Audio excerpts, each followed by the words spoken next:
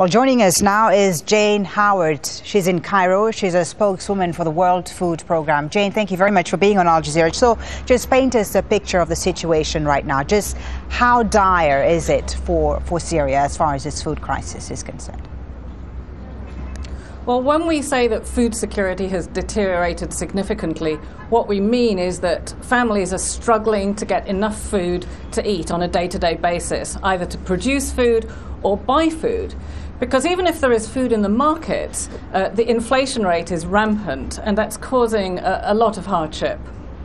So tell us more about what's been affecting the food production. There is obviously the fighting, but what other factors have been contributing to the deterioration of the food security situation in Syria?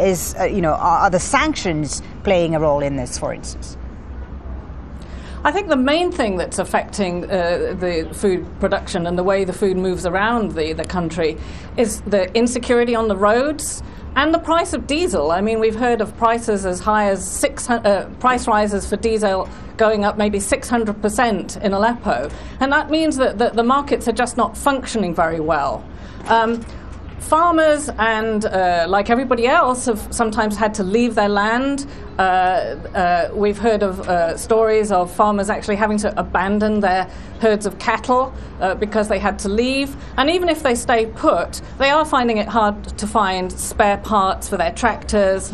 And, of course, agricultural land, like everything else, is involved in the fighting. So irrigation pumps have been damaged, fields have been burnt. Right. And what has the Syrian government done? What is it doing to deal with the food shortages? Is it importing more? Well, the Syrian government has always subsidized bread, and they've managed to carry on doing that. They have imported wheat, but even though it's been quite a good harvest this year, the harvest is down maybe 40% on what it used to be. So if the conflict goes on, it's going to be very difficult to sustain that. And even though the private sector, there are private bakeries where people could buy bread, but it's just too expensive for them, so they might as well not be able to. Jane, tell us about the World Food Programme's operations on the ground. Are you able to reach everyone that's affected by the fighting? And what recommendations do you make to address this food crisis and to prevent it from becoming worse? We are managed to reach a huge number of people, 2.5 million people a month at the moment. We're providing with food rations, and we're scaling up. We hope to reach 3 million this month and 4 million by October. But the trouble is, it's escalating all the time. To meet the problem of the lack of bread from the bakeries, we've added wheat flour to our food basket. Since April, we've delivered about 13,000 metric tons of wheat flour. But we obviously have a lot of problems with access, and we know we can't reach everybody, but we are, trying our best. And our other challenge, of course, is funding an operation like this.